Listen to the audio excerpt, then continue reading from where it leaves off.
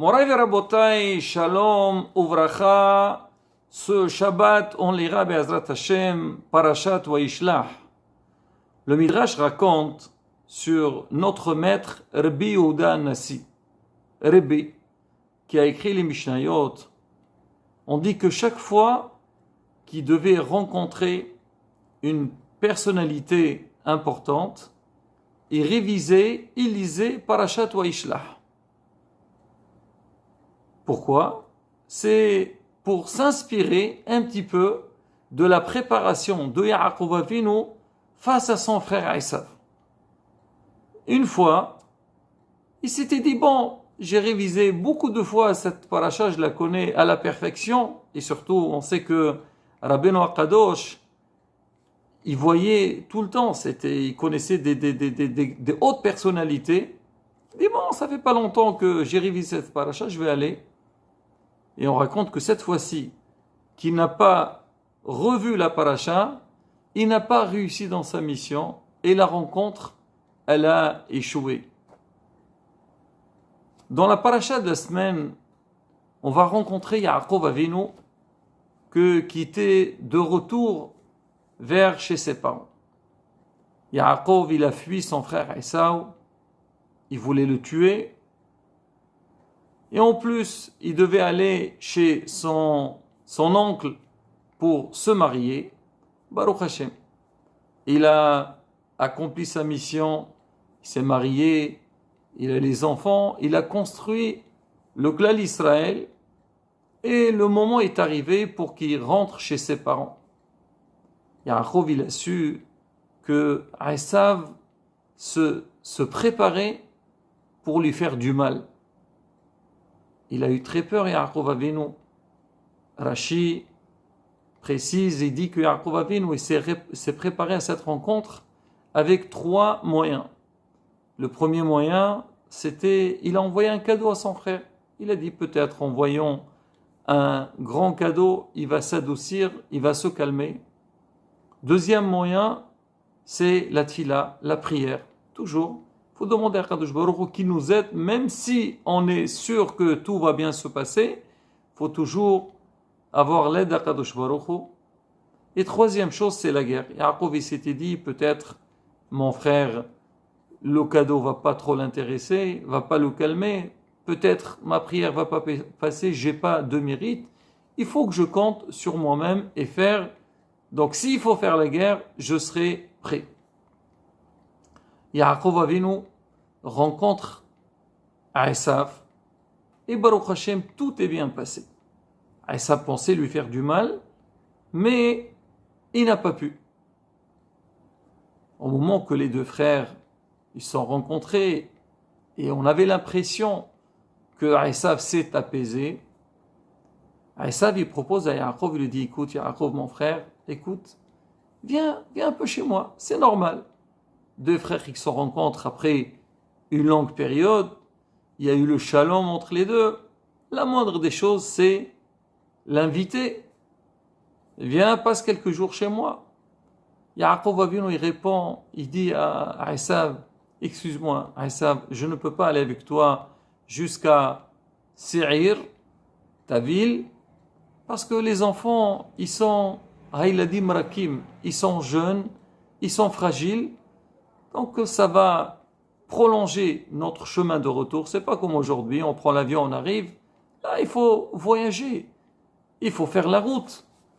Alors, je ne peux pas, c'est difficile, merci. Une autre fois, une autre occasion.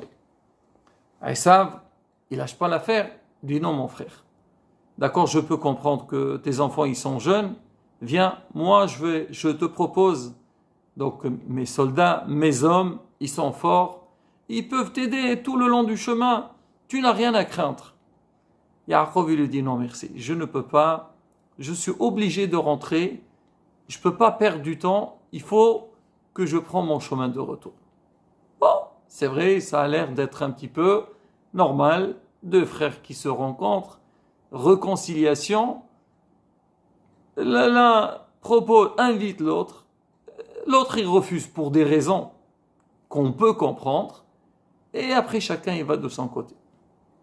Haramim explique, ils disent qu'en fait, Esav Aracha, il voulait préparer un complot à Yaakov Avinu. Comme on a dit au début, la première chose qui l'intéressait, c'était quoi? C'est détruire Yaakov Avinu, le tuer. Et c'est pour ça que c'est marqué, la Torah, elle dit, il est venu avec 400 personnes. Arba meot ish immo. C'est vraiment pour faire la guerre. Mais il a vu que la guerre physique n'a pas abouti, il n'a pas réussi. Esav, il était intelligent. Il a dit, je sais, pour battre Yaakov Avinu, il ne faut pas chercher seulement le côté donc physique. Tuer, il y a autre chose à travers laquelle je peux le battre et je peux gagner et je peux aboutir à mon but, c'est toucher l'âme, la spiritualité de Yaakov et sa famille. Donc il a dit, qu'est-ce qu'il a fait? Il a dit, Yaakov, viens toi et ta famille, venez chez moi à la maison, je vous invite. En fait, son but c'est quoi? C'est toucher les enfants. C'est un peu leur donner une nouvelle vision de la vie. Leur montrer des choses qu'ils n'ont jamais vues, qui sont complètement contradictoires à l'éducation que Yaakov Avinu il a donnée à ses enfants. Yaakov, il a compris la recherche, le but de son frère Esav. Qu'est-ce qu'il a répondu? Il a dit, Mehila mon frère, excuse-moi, il a dit Mrakim. Les enfants, ils sont jeunes. Les enfants, ils sont fragiles. Ça veut dire quoi? C'était un code qu'il lui a donné. Ils sont jeunes. Ils peuvent être influencés très très vite. Ils sont fragiles. Avec la moindre idée qu'on peut leur mettre dans leur tête, ils peuvent, hasbi shalom, tomber. Non, je ne peux pas, mon frère. S'il te plaît. J'ai travaillé beaucoup sur eux.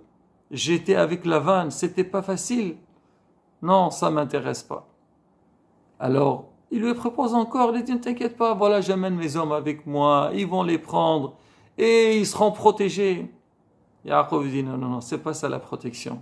À partir du moment qu'ils vont être dans un monde qui est complètement contradictoire à ce qu'ils ont fait dans le passé, et surtout avec toi, Esav, qui cherche à nous faire du mal, moi, je peux pas me permettre. Hachamim m'explique que Esav, il savait qu'avec le deuxième moyen qu'il voulait utiliser, s'il réussit, il a tout gagné.